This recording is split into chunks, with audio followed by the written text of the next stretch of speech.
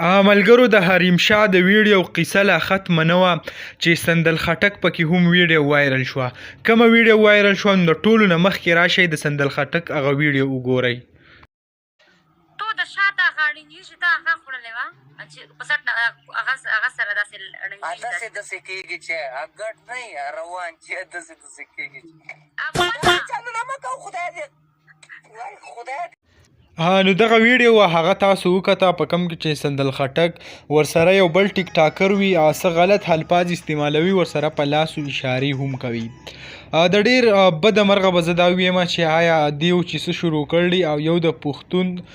نوم هغه هم بدناموي. په دې کې وایي چې آیا موږ پښتانه یو. د سندل خټک یوازې دا نه که تاسو خیال کړی وي دا دوبۍ ته تللی وه هلته چې دې کم حرکتونه کړي وي یعنې خلکو پسې بیا دا خبرې هم کولې چې آیا دغلته دا چې کم دیرو ته سپلای کېده او دیرو ته به څه کېده هغې نه به هم تاسو خبر وئ. د هغې نه پس بیا چې کله ملیشیا ته لاړو ملیشیا کې چې هلته کم حالات دي شروع کړي کم جنگ جګړې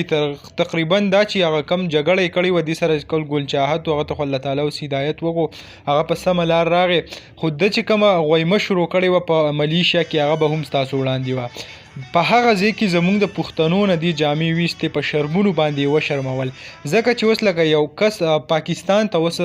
فرض کړو موږ د دوبۍ یو کس عربی پاکستان ته راشي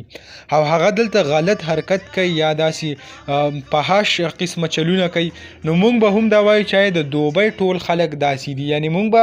به دوبۍ په ټولو خلکو تنقید کوو ځکه موږ وایو چې آیا تربیت د دې داسې نه دی شوی نو موږ به ورسره هغه ټول خلک بدنامو. نو د دغه شان دا چې کوم ملک ته لاړ شي نو هغه خلک هم بیا دا سوچ کوي چې آیا ټول پاکستانی او ټول پښتانه به داسې هغه بیا هم ټول دا سوچ کوي هغه بیا صرف دا سوچ نه کوي چې آیا دا سندل خټک به داسې نو دې زموږ پښتانه چې دی هغه په شرمونو باندې وشرمول